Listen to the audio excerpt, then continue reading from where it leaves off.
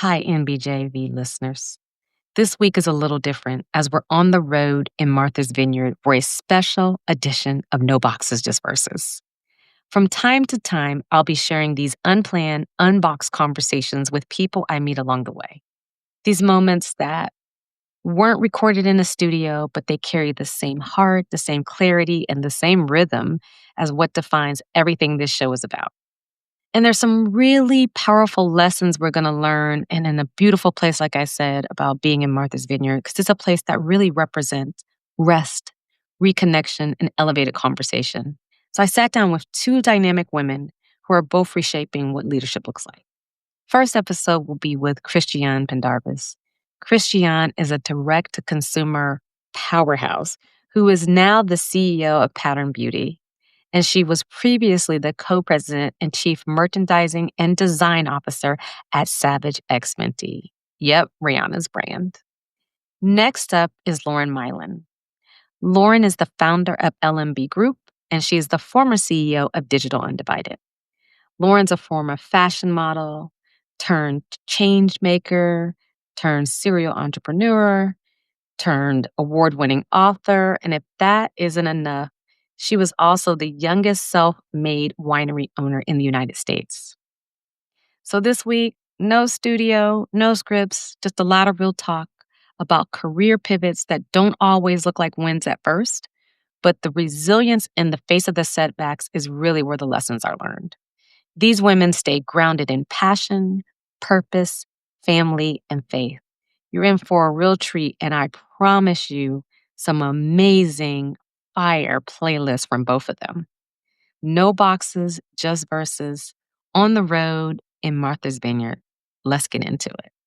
Welcome to No Boxes, Just Verses, the podcast where we go beyond the bios, beyond the resumes and the titles, and we really look at a leader's journey through the lens of the music that shaped them.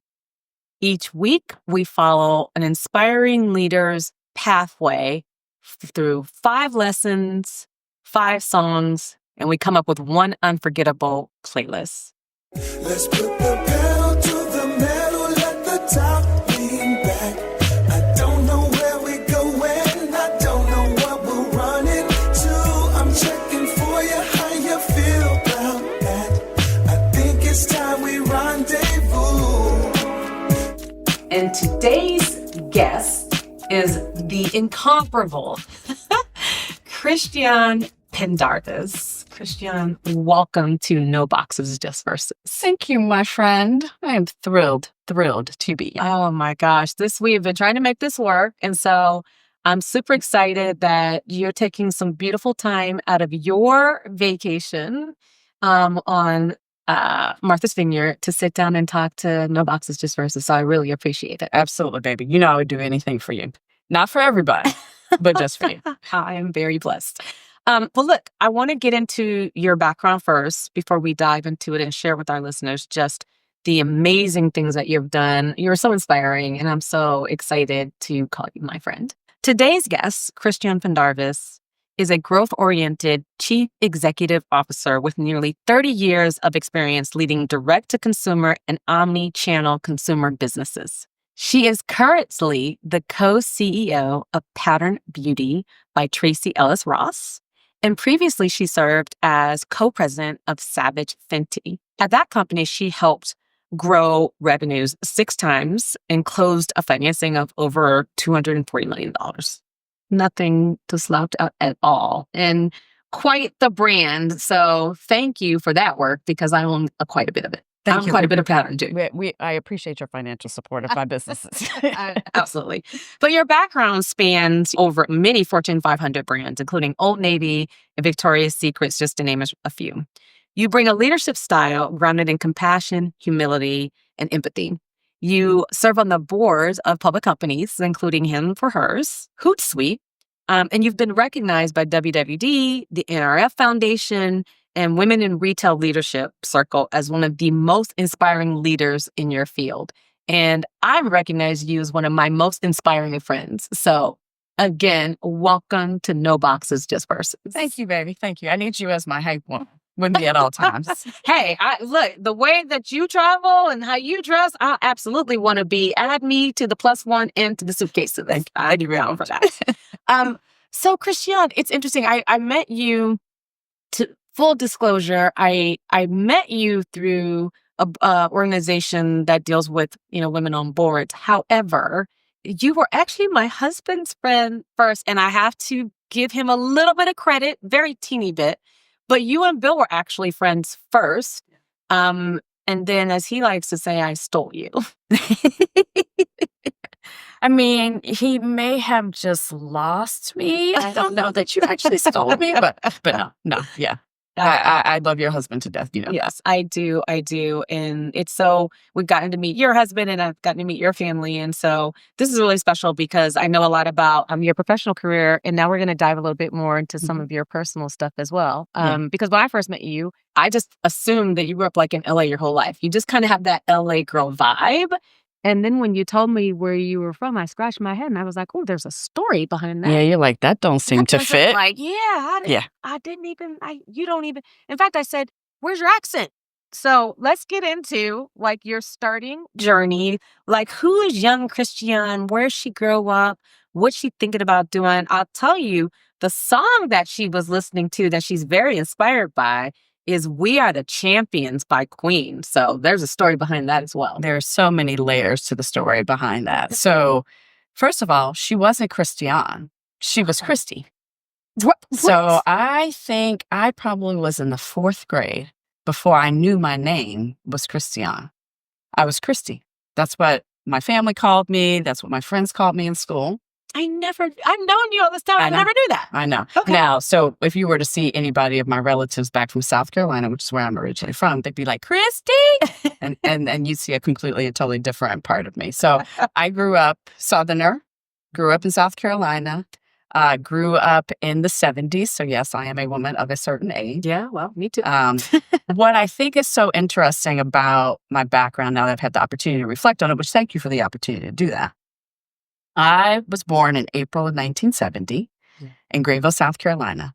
They had just integrated the schools 2 months prior to my birth. So yes, Brown versus Board of Education was 15 years prior. I grew up in an environment that fought it for a very, very long time. Obviously, I'm a child. I don't know that. But that's the context of where I grew up. My parents went to segregated schools. My grandparents went to segregated schools. I lived in an all-Black community of educators. We had one doctor, one lawyer, right? We had a professional community. So I grew up around Black excellence. One of the main things that I sort of learned through osmosis from my family was there is this professional self, there's this view of yourself that you show in mixed company, and then there's the whole self. And you got to be really careful and very guarded about that whole self, which makes sense. That's the environment which they had to grow up in. That meant survival, right, at that point in time. But that's the backdrop and the context. The other thing that I think is really interesting about my family is I have, on both sides of my family, 2 very different Black experiences. On my father's side of the family, I'm the 4th generation to go to college. So my great-grandfather went to college, right? So this is somebody who went to college back when Black people just started going to college. Back when Black people just started going to college. So family of educators. He was an educator. He was the principal of the all-Black high school in the lower part of the state, which is where my father's family is from, right? My grandfather, my father's father, had a master's degree, right? So you got that on one side. On my mother's side of the family, which is from Greenville, she was the first person in her family to go to college. So very, very different, but typical, right, experiences for Black people. I say all that to say, my theme for that time frame, because of the importance of education, because of me seeing Black excellence, my theme for that time frame was be the best, which is why I chose We Are the Champions, right?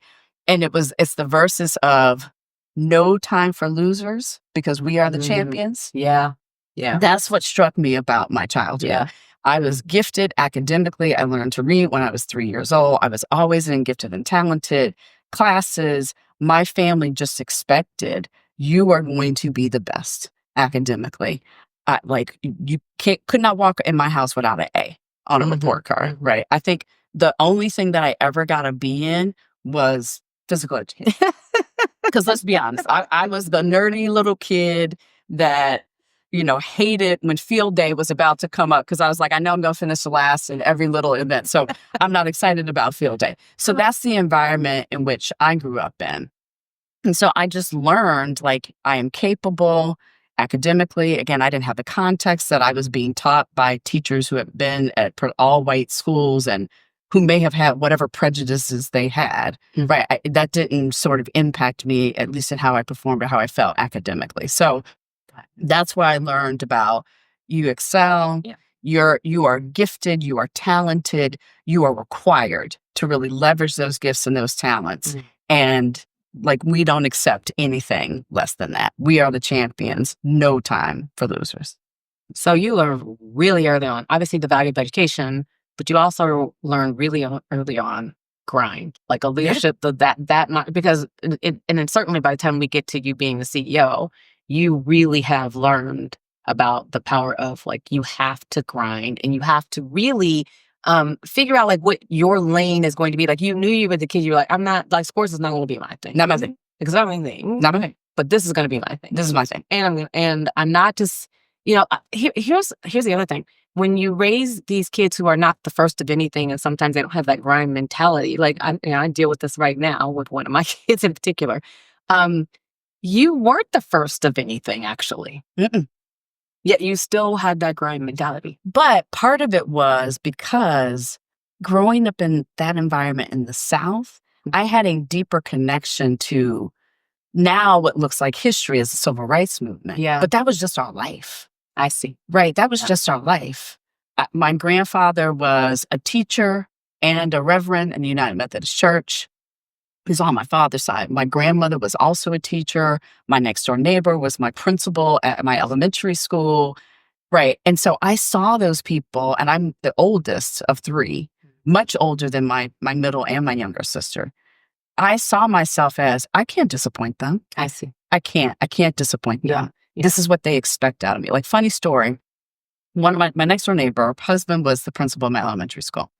Wife was the advanced placement English teacher at the high school where I went, right? She waited to retire until after she taught me. Wow.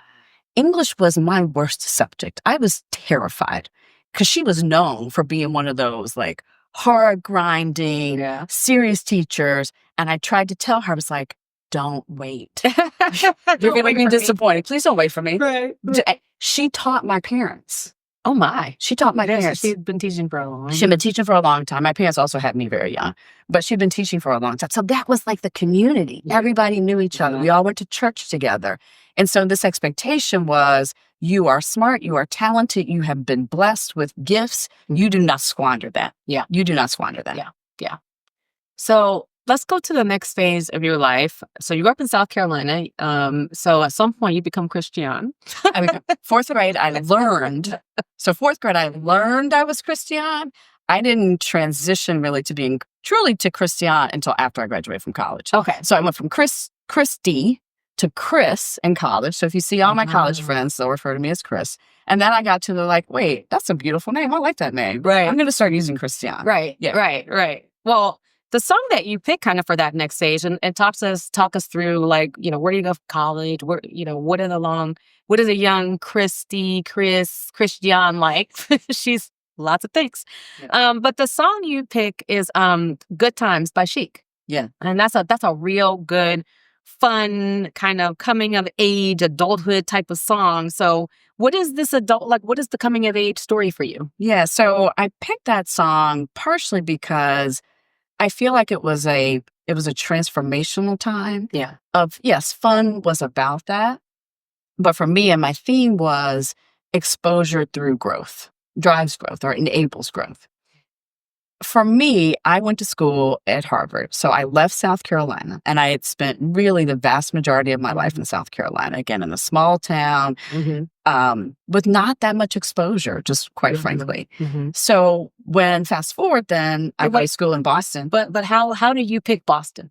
Of all, because you've got I'm sure there's plenty of people in your high school who went to University of South Carolina, like many people, Clemson, absolutely. right? Many. Absolutely. How do you say I'm going? And it's Harvard, Right. and by the way, it's not just like Right. a soft school. No.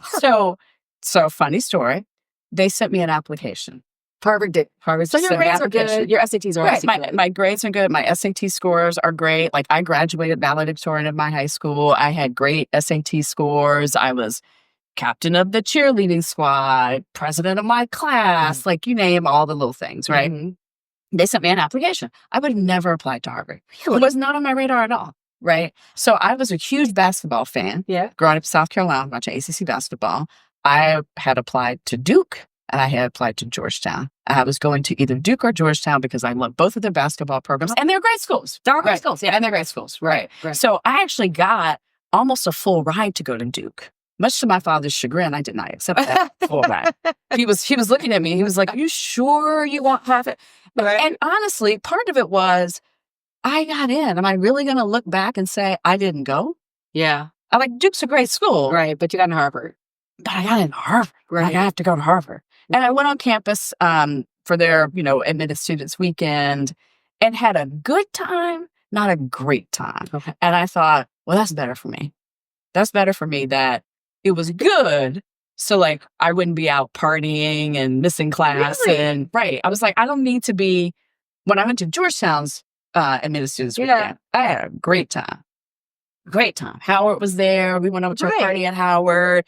I was like, yeah, this could be dangerous. This But you could be knew dangerous. yourself enough that you're like, no, I need to be in an environment where it's not too fun because Right. I might like not do well at school. That's how driven you were. 1,000%. I knew that. Wow. So fast forward. So I go to Harvard. I went to Harvard for undergrad. I did a semester at Spelman my senior year because I wanted a different experience. I interned in Washington, D.C. 1 year for one of the House committees. Fast forward, when I graduate, I moved to Dallas, Texas. I start my career. I work in fashion apparel. So I'd never been to Texas before. After that, I went back to graduate school. So I just started exploring, right? And so I think the more exposure I got, it was an opportunity for me to see, oh, here's what the possibilities are. Mm-hmm. Here's what growth looks like. Mm-hmm. I had not been exposed to some of these different careers. And I will say, one of the things that Harvard does, which I imagine most Ivy League schools do, they teach you how to be rich and how rich people live. Mm-hmm. And I didn't grow up rich. I didn't grow up poor, but I didn't grow up rich, right? So we had opening night for student-led musicals that were black tie, right? We had formals, house formals in the fall and the spring. We had the people, unfortunately, the leaders that ran the house were called the masters of the house. So like we can talk about that and table that for another time. Yeah. But that's what they were called. They would have happy hour receptions every Friday in the quarters of the masters of the house. Like there was so much that was about here's what it looks like to live upper echelon, wealthy experience. And again, none of that was stuff that I had ever gotten exposure to. Yeah. Like my male friends got tuxedos in college because there were so many formal events that you were going to that it was better for them to actually buy a tuxedo than to rent them. That wasn't my life growing up. So this whole thing of going to Harvard and then being at Spelman, moving to Texas and getting exposure. Like I remember when I moved to Texas in January of 93, the first year that I learned about what Juneteenth was. I had never heard of that, but that's obviously something that they were celebrating. It was a huge deal back then, still is obviously today. So this idea of exposure just drives growth. It drives possibility. Yeah. You don't know what is even out there if you don't see it. Yeah. Yeah. And that's why it was like good times. Yes, there was partying. I was having a good time. I may have partied even a little bit more at Harvard than I should have the first, couple of years. I got that together. Right. But that was the theme for me during that time frame. And I love that lesson that you learned about exposure drives growth because, especially by the time you become a CEO, you really are able, you've lived it and you're really able to bring that to your not only your leadership style, but like the things that you steer your companies to go into. Absolutely. So that both from a company perspective, but also in development of talent. Right. Exposure drives growth. Yeah. So next up, you pick It's My Life by Bon Jovi. So this is kind of earlier, I believe, kind of in your career and just the turning points that, look, I tell young people all the time, it is very rare now for these careers to go straight up. 1,000. They zig, they zag, they pivot. And so you do start experiencing that. So why that song, and take us through like some of the weaves that you start going through. And I imagine that also your personal life starts to have, Yeah. There's some trajectory, some takeoff. There's some of that happens during that time frame. Part of the reason why I chose that song was, so I go through, get my MBA, get in the professional work environment. And there's a period of time where I hearken back to what I learned as a child, which obviously makes sense at that time. Right. There's my professional self and there's my real self. Yeah. And you don't show too much of this over here. Yeah. Right. There's a mentality of, oh, I do my work, I put my head down, I just grind, I do it well, I don't ask for help as much, I don't ask for clarification. And it was really when I got to Procter & Gamble. So after I got my MBA, I went to go work in brand manager at Procter & Gamble. I interned there for the summertime, and then I went back to go work full time. And I struggled a little bit initially, right? I had always been, for the most part, able to figure things out on my own. And this was a place for the first time. It's like, I can't really 100% figure this out on my own. But the fear of, I don't want to look stupid, or I don't want to seem like I'm capable. The comparison to, well, how am I going to stack up against all these other people, right? Because Procter & Gamble promote from within. Yeah. And so you come in a class, they're evaluating the class always ends up being bigger than the next round is going to get promotion, the next round is going to get promotion. There's a weeding out process that happens there, right? So I was just more closed off, right? I didn't build the kind of genuine connections with people that I worked with because, again, I thought that's not what you do. That's not why I'm here. And I hear that mentality still really exists, particularly, I think, with a lot of Black women and younger Black women, this idea and this fear of, well, I can't show up or show too much of me. Yeah. There's a risk inherently in doing that. And so for me, one of the biggest things that I learned during that time frame, I worked with and for someone named A.C. Eggleston-Bracey, which I'm sure some people on the podcast have probably heard of her. She's the person who actually hired me into Procter & Gamble. She was the first person that I saw as a Black woman who really fully showed up herself. She went natural. This was 97, so well before people were going natural. So she wore natural hair, like she didn't have braids or weaves. Nope, she cut her hair off. She when I first started, she had a relaxer like most of us did, but she went natural. She was an aerobics instructor. She encouraged people on her team to come take her class. She dressed, stylish and funky and fun. She showed up fully, authentically herself. And she and I are so close to this day. And we talk about the impact that had in enabling so many of us to say, oh, wait, she doing it? Right. And the way that she's doing it and being successful. Yeah. We can do that too. Yeah. So that's why this idea of full frontal authenticity is my theme.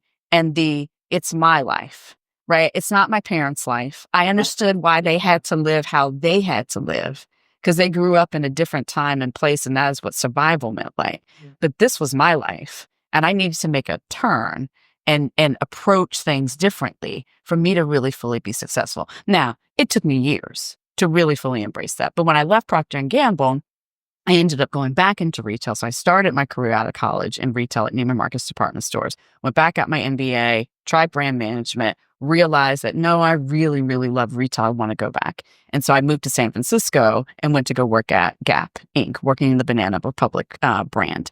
It was there that I really started to develop personal friendships with people at work, relationships, exposing myself, going to happy hour. And honestly, like one of my best friends to this day is a Caucasian woman that I met there in 1999. We've been friends for 25 years now. That created a turn for me professionally. Because when you moved to San Francisco, did you already have a network of people, or were you just kind of like, I'm moving for this job and it's just going to work out? I'm moving for this job. I had never lived in California. I don't know that I knew anyone. There was one guy I think I went to business school with who was in San Francisco, and that was like literally it. That was it. And you can imagine, I grew up in the South. Yeah. Right. Okay, fine. I went to school in the Northeast. I lived in Texas. I'd gone to North Carolina. I've been in the Midwest. Fast forward to San Francisco, and this is when San Francisco was San Francisco. Yeah. Right? This is beta breakers, people running naked in the streets. This was, Halloween in the Castro. Right. This was like, Haight Ashbury still at its height. It was like full on San Francisco. Yeah. And I loved it. I mean, I loved the city, but it did require me then to really be more open. Yeah. And who are you going to spend the most time with? People at work. People at work. Spend most time with people at work. I lived in the city. I didn't live in Oakland. I lived in the marina. Oh, yeah. You were in the heart of it. I was in the heart of it. Yeah. I was in the heart of yuppiedom. So it just required me to really embrace getting out of my comfort zone. And again, saying, this is my life. I have to approach it very differently than sort of what I was taught was the right way to approach your life. So, okay, before we get to this next song, where are you in your personal life? Because some things start changing, right? Right. So it was during that time frame that I had met who is now my husband years prior. But he and I knew each other probably for 7, I think, or 8 years before we actually started dating. Like just as friends? Just as friends. We met each other in Dallas when I was living in Dallas, working at Neiman Marcus through a bunch of mutual friends. And we had a few mutual friends. We would go skiing together. So we started going skiing together. He'd be in the group of people going skiing together. And so that's how I knew him. We started dating when I was still in San Francisco at that first time. So he was still in Texas and I was in San Francisco. So there were, several years of long distance relationship and sort of figuring out how do you maneuver and make that happen during that time frame. But then he proposes. Well, he says we should close the distance. We should decide to be in the same place. We should close and I was distance. Like, yes, I agree. We should do that. Initially, he was going to move to San Francisco. My husband's an attorney. He was licensed to practice in the state of Texas, not in the state of California, which does not have reciprocity with any state. So you have to retake the California bar. Regardless, you could have been out of school for 50 years and be a Supreme Court justice. Look, I know a partner at my old law firm who was at the time, he had to be in his late 50s. Yeah. And they made him retake an actual full bar. Yeah. He had been practicing for like 35. Exactly. So much to my husband's chagrin, I said to him, I really don't think you should move here and quit your job and come take the bar and not like San Francisco's way more expensive than Texas, all the things. He was going to move in with me in my little, 600 square foot, that was $2,000 a month, which was a lot of money back then. That was a lot of money back then. I know people are like, oh my God, I would dream for that right now. But I'm just like, I don't know about this. So instead I ended up moving to Texas.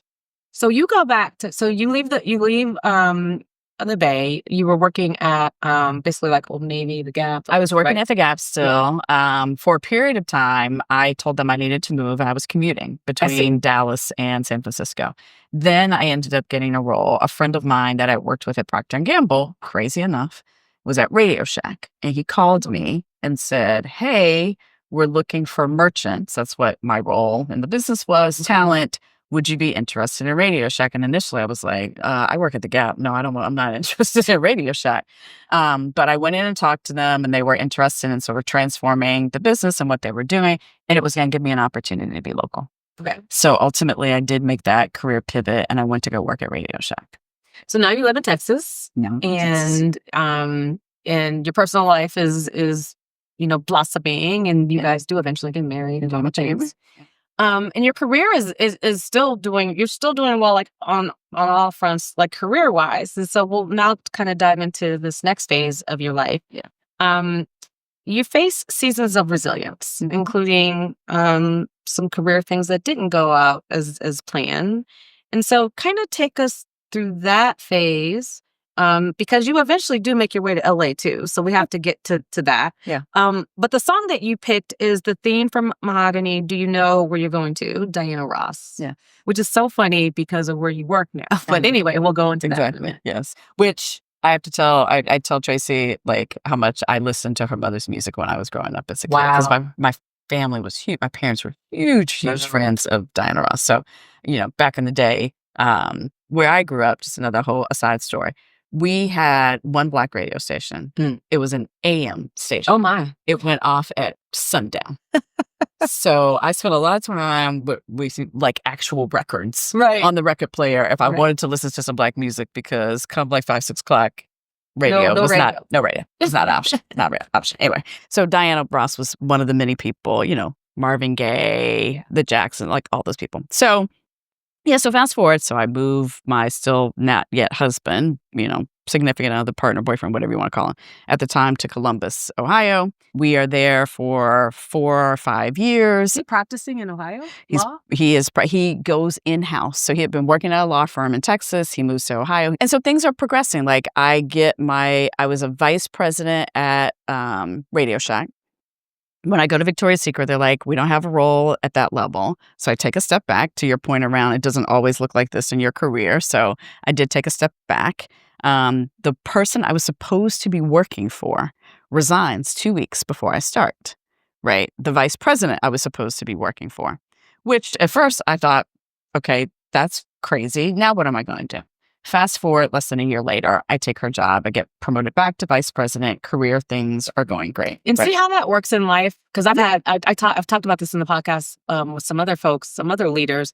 This is a common theme that there are times where you have to go 2 steps backwards to go 5 steps forward. Absolutely. And when at the time when it's happening, it's scary, it's uncomfortable. Maybe there's people in your friend group that you are talking to who are saying, don't do that because that you're going backwards, and you basically have to believe in yourself. It's hard because you second guess yourself. Like, what if I just get stuck in this step backwards? Right. And it winds up being like one of the best things that ever happened. Absolutely. And even when, I was super nervous about her not being there because I really bonded with this woman who had hired me. I was excited to learn from her. She had come from outside the company because so many people inside the company had grown up in the company. And so she had successfully navigated that. And I thought, oh, great, I can learn all of this from her. Yeah. And then all of a sudden, she's not there anymore. I was like, what is happening right now? But because she wasn't there, it just gave me an opportunity to really step into the role and prove myself. And again, less than a year, then I'm back promoted to vice president and doing well within the company. So that part was great. I ended up then moving to a new role outside the company. It was a bigger title, significantly more money. I was excited about the opportunity. I was also hired by someone who I felt like was really going to be a mentor because it was a big step up in role for me from where I had been before. She also leaves before I start, this time like 2 months before I start. And it's right around the time of the financial implosion in 2008. So there were a lot of things that were going on. My theme for that time frame was no crystal stare. And so hopefully people recognize the Langston Hughes poem record, right? Right. It was tough in that role. The economy had tanked. I was running a smaller brand as part of a larger portfolio. I was now reporting directly into the CEO of the company, who was not who I was supposed to be reporting into. I was supposed to be reporting into a woman who was really going to help shepherd, grow, and develop me. The CEO was concerned about the bigger brand in the portfolio, which totally makes sense, right? And this was really my first time running a full organization and being responsible for that. I sort of fell back into where's my comfort zone? My comfort zone is with my team and setting business strategy and figuring out the right thing to do with the consumer. So I went back to, let me put my head down and do my work and deliver results. I didn't manage up as well. I didn't have all the support that I needed. I also didn't press for the support that I needed. And things went awry. Like it didn't work out. Yeah. It was challenging. And so I ended up, I want to say maybe 18 months in, like them coming to me saying this isn't working, me obviously knowing that it's also not working, and ended up, leaving and being without a job for almost a year. Wow. So it was a real okay, now what? Right. Like, what do I do at this point in time? And I think because of the time frame from the economy and people sort of coming back out of the Great Recession, took me a long time to find what that next opportunity was. And I had to sort of think for myself, what were the important things? I had chased a title. I had chased the money. There was no question about that. I had a great situation at Victoria's Secret at the time, but I was like, well, this looks better over here for these reasons, Shiny right? penny. Shiny penny. Yeah. Shiny penny. Yeah. And so I had to get regrounded in what's important for you. And I ended up going back to the Gap. And so during that time period, I mean, we talk about resilience, but it sounds like also kind of during that time period, it had you go back to a lot of companies have to do this. What is our actual like North Star? What are our values? Like you had to personally do that for yourself. Like I got to get centered back on what's really important for me, not somebody else's race, but my race. Absolutely. And I don't care what other people think about my career. I don't care that it looks like I took a step here and I'm like, like none of that mattered. It was really about, I got to get recentered if I want to get back on my race. Correct. I had to do that. I had to really think about where was I in my career? That job had been a step up. I needed the support. I knew that. And I thought I had it with the woman that ended up leaving. When she left, I needed to put into place, what does the support look like for me? Yeah. Right. And I didn't press them on that. I was like, no, they're too busy. They're worried about this other bigger business. You know, it was an older Caucasian gentleman and he was fine, but I didn't have the connection with him because I wasn't going to be working with him. Right. I wasn't going to be working for him, right, directly. So there were so many things. And I'm granted, there's a plenty of things that they could have also done differently in the situation to make sure that I was going to be successful. So, but I took it as an opportunity of, hey, this didn't work. What can I learn? Yep. Right. I'm not going to blame them for the, 5 things that, yes, those were all issues, but what can I learn? Because that's all that I really care about at this point in time. I need to move forward. And therefore, what am I going to take forward with me from this experience? And so you wind up, so that definitely grounded you a lot. You wind up going back to the Gap. Yeah. And then take us through, before we get to kind of the career goal starts to go like this at this point, because then you wind up getting CEO roles, like how do we get there before we get to the last one? Yeah. So I went back to Gap. I was running the men's business at Old Navy. And there were a whole series of things that I just feel like I took the approach of what am I interested in and what I'm curious about. Like a lot of people ask me, okay, well, how did you strategize and plan to be in the CEO seat? And I was like, I didn't do that. And I would argue that most people, while I imagine there are some people who will say, yes, I always knew I wanted to be CEO. That was not the main reason they got there. They get there because you care about the business and you are maniacally focused on driving that. That is how you get there. So I try to remind people, because I sometimes, particularly with younger people, they want to know, like, you did this and then you did this. And how did you strategize? What decision did you make here? The decision that I made is I want to do something I am interested in. I want to do something I am passionate about. I want to care about the business. I want to deliver good business results. I want to learn. Those were the things that then opened up all kinds of opportunities for me. So I'll try to do this quick.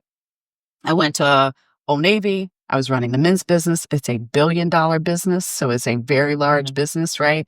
That was a great experience. I'm married by this point in time. My husband and I finally get pregnant and I have twins, right? So a monkey wrench and plans.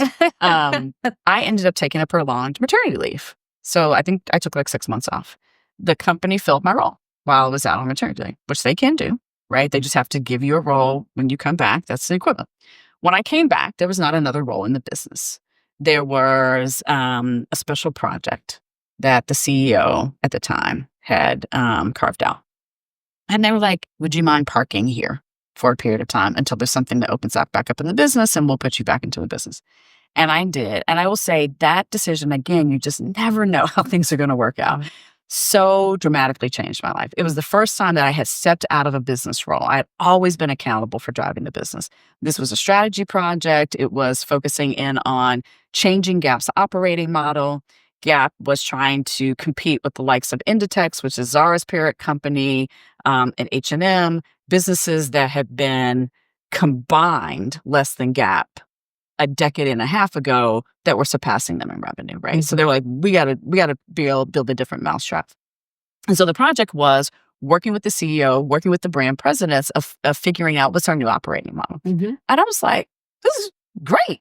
This is actually a lot of fun. I was studying the competition. I was doing strategy work. I was working with consultants. I didn't have any direct reports. Right. I was sitting in a bullpen in a cube. I hadn't sat in a bullpen in like, I don't even know how long. And I didn't care. It was just so interesting to me. And I was learning about the facets of the digital side of the business, which I had no experience to whatsoever. So I use it as a grounding because there were so many steps then that happened after that. I ended up leaving Gap to go work for a startup. And through that experience, I decided I really do need to learn e-commerce.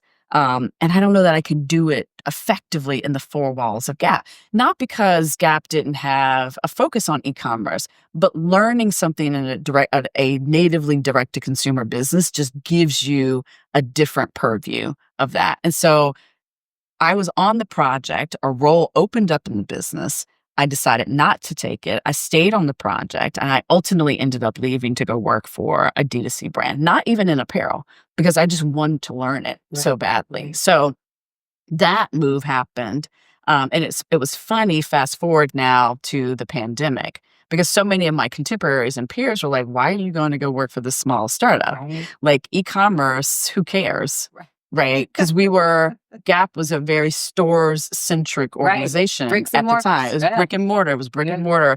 D2C was probably 10 to 15% max of the business at that time. It's probably 50% today. But fast forward to the pandemic, the number of my contemporaries that said, oh my God, I need to learn D2C. You were so smart. How did you make that decision to go learn D2C? You've been in it now for, almost a decade. This is so brilliant. It was like, you were the same people that said, why are you going to go work for that? Why are you even concerned about Amazon? Amazon's not going to be relevant in fashion and apparel. So I learned that.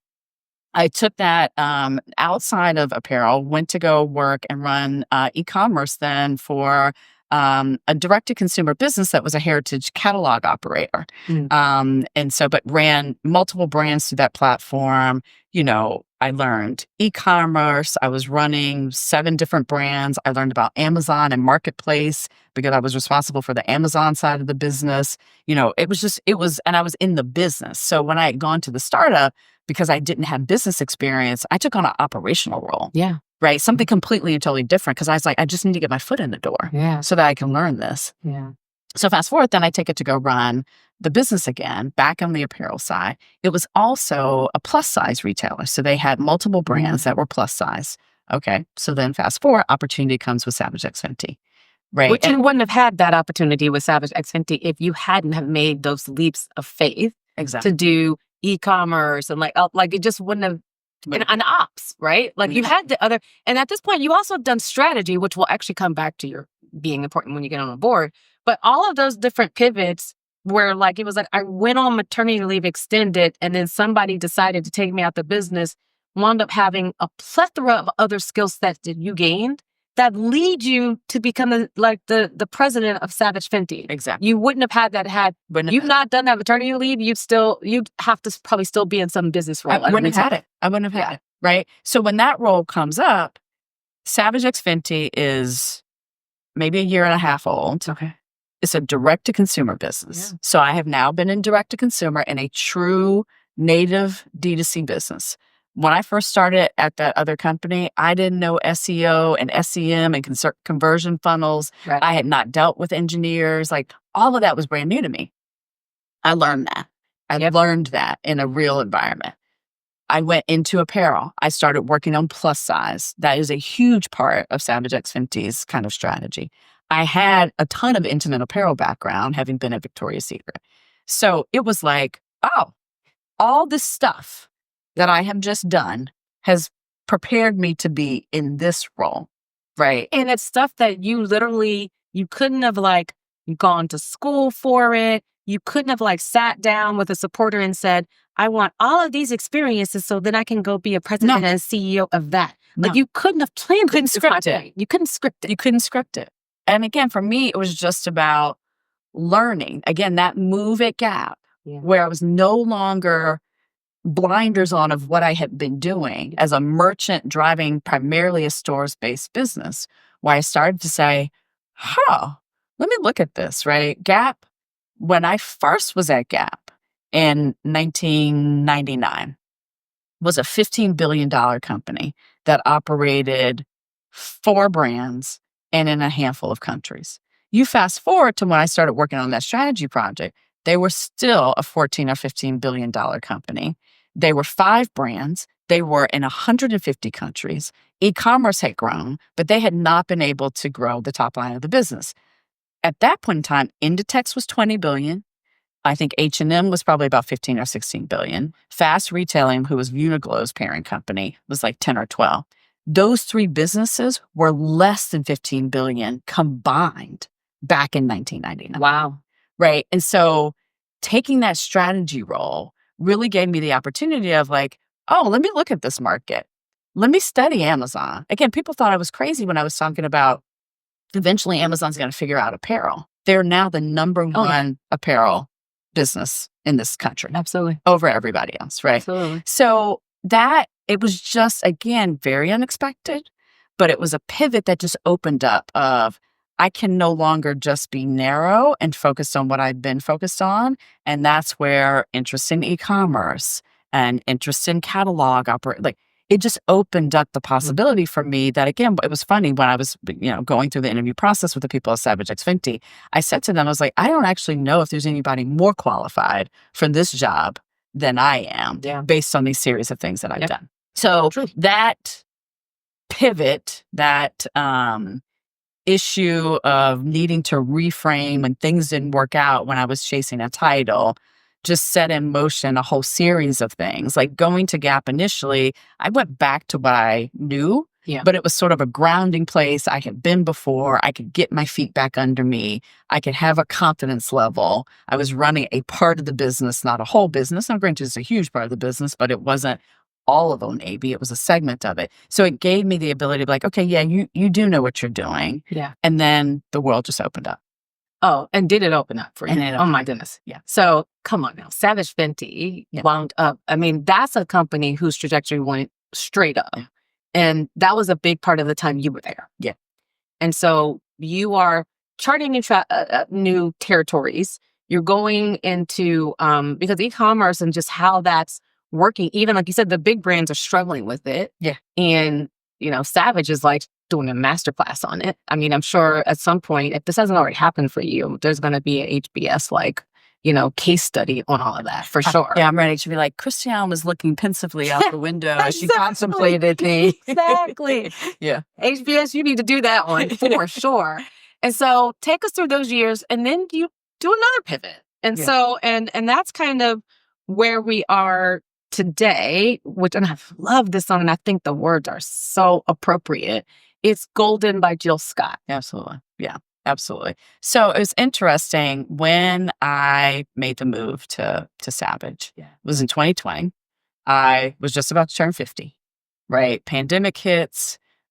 Before, I don't know if everybody remembers this, Oprah was doing her 2020 vision tour. So she was going around the country. Yeah, I went to the one in LA. Okay. Now it turns out probably was a super spreader event because it was like late February, and COVID was starting to spread.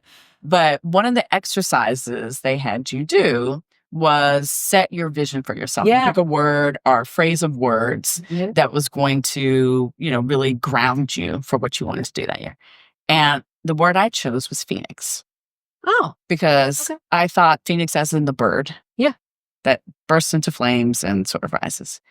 Because I think, again, there's a wisdom that comes, this, but comes with turning 50. Yeah. In a very odd way that you don't have at 49. Yeah. Like somehow you just have it then, but you didn't have it before. I knew that Savage X Fenty and working with Rihanna and the exposure that being in that brand would provide me would be like nothing I'd ever experienced in my career. Right. And it wasn't about me, which is fine because nobody knows who I am at that point in time.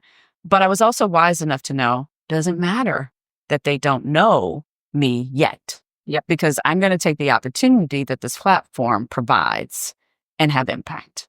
Right. And so my theme for that time frame, and has been my theme since, is the rising sun. The Phoenix, the rising sun.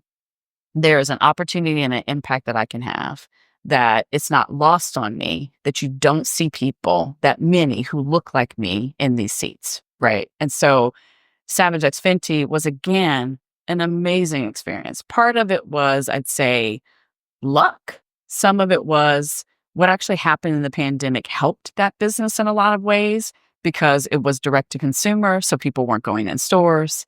It was in intimate apparel and loungewear. People were still buying those product categories. As a D2C business, we lived and died off of social media and acquiring customers through social media.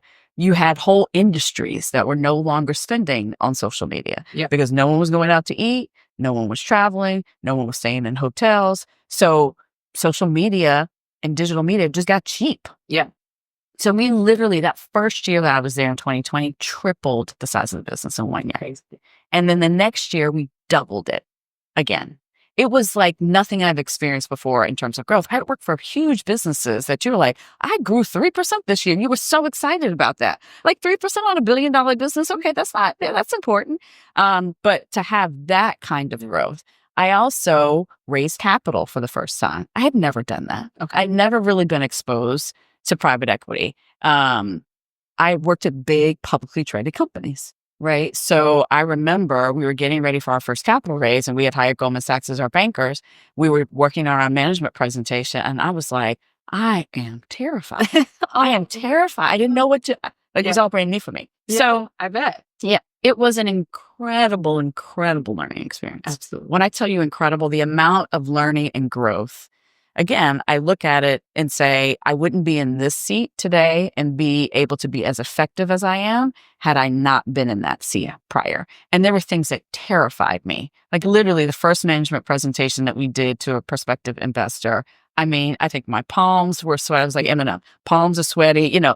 It was just terrifying because it just wasn't my world. Yeah. Now, as you've gone through that and what you realize, or at least I realized, I was like, no disrespect to bankers and private equity people. I was like, it's just different terminology that I don't know. Yeah. Oh, I can get this now. Yeah. I understand how this works. Yeah. This is something I can figure out.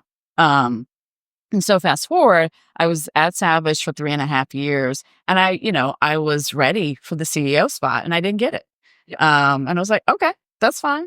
I don't have to have it here. I'm going to have it somewhere. Yeah. And that's where the opportunity with Pattern came up. And Tracy was looking for someone to help grow and scale a business. I had just taken a business and grown it 6x in 3.5 years. Mm-hmm. She, will know someone who needs to understand private equity and the financing market.